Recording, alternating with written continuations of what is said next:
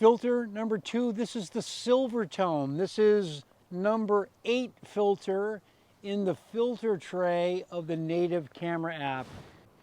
And again, this honestly just feels like something out of the 1975, the first time that I had a camera in my hand, a Minolta SRT 101, and what it emotionally felt like. And that's what I'm trying to connect with here. I want it to feel like I'm shooting in black and white, and this does the trick. Silvertone.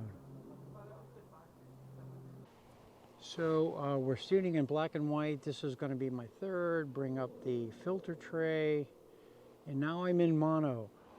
Mono is one of the most complete tonality filters. Like, it has a lot of, not a lot, a little bit of black, a little bit of white, and a lot of gray. It probably looks more like a traditional black and white than the other two. It's less tricked out and affected, and it just looks nice. I mean, really, really, really nice. I'm shooting it again.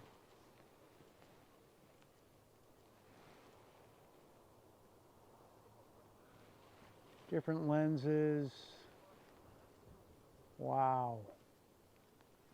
So cool. Tiny in the frame, big in the frame. We've got a lot of foot traffic up there, so we're fighting a lot of people going by, so I'm just going to shoot through it.